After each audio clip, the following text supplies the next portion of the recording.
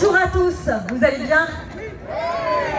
Alors c'est la rentrée des patriotes, parce qu'elle est bien avant celle officielle. Hein. Donc on s'échauffe et préparez-vous pour la suite. Donc, moi je voulais juste vous parler un tout petit peu de mon ressenti ces derniers mois. On a vu, je les mets en vrac, les JO, vous avez vu un tout petit peu la cérémonie d'ouverture, de clôture.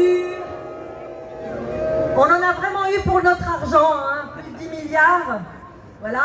On a eu une parodie de la scène. On se demande ce que ça faisait là. On a eu les Cavaliers de l'Apocalypse.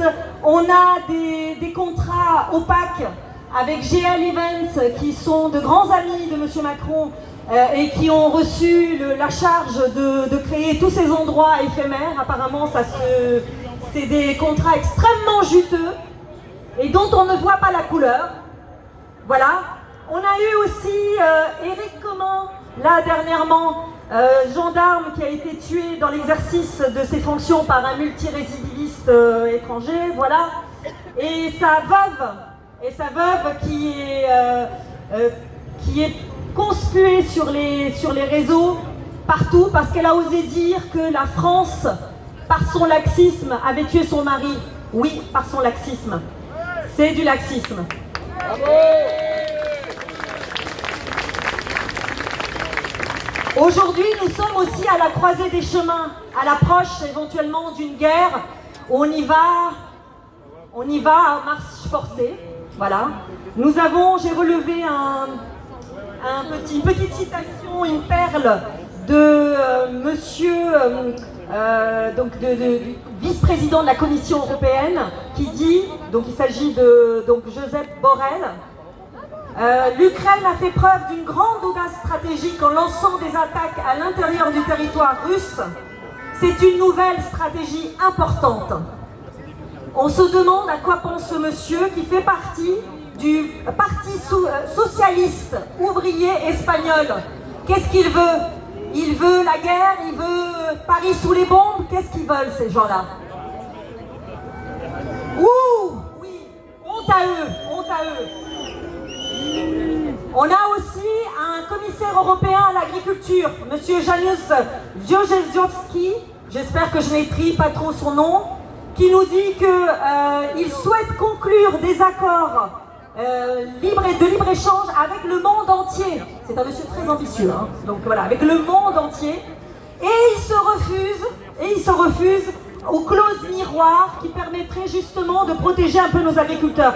Ils nous veulent nous voir tous morts. Qu'est-ce qui se passe? Qu'est-ce qui se passe? Où est notre souveraineté alimentaire? D'un autre côté, nous avons Austriac, comment elle s'appelle? Voilà, qui nous dit je ne me sens pas démissionnaire, alors qu'on n'a plus de gouvernement. Est-ce qu'il n'y a pas usurpation d'identité, usurpation de fonction? Qu'est-ce qui se passe? Avec tout ça, nous avons aussi un président qui se permet de dire que le choix du peuple ne l'oblige pas. Mais où sommes-nous? Nous sommes en France. Il faut le rappeler à ces gens-là. Nous sommes en France, le pays des droits de l'homme, le pays de la révolution. Nous sommes ici. Alors qu'est-ce qu'on va dire? On va dire résistance. Résistance. Résistance. Résistance.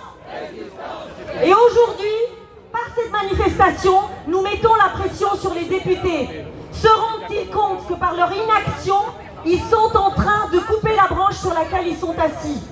Savent-ils que si on passe dans un gouvernement technique, ça veut dire un gouvernement mou qui ne prendra aucune décision, qui n'a aucune légitimité, et qu'on soit totalement sous la tutelle européenne, mais quel genre d'obligation et quel genre de besoin avons-nous d'une assemblée générale, d'une assemblée nationale? Nous n'en avons pas besoin. Avons-nous besoin du Conseil d'État? Non. Avons-nous besoin du Conseil constitutionnel? Non. Ces gens-là sont complètement fous. Ils sont en train même de jouer contre leur propre camp.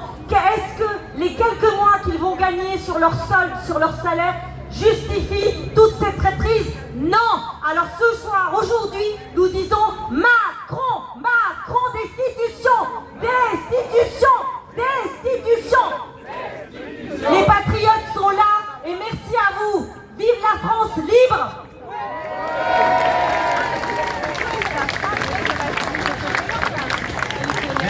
ou bas, on va applaudir bien fort.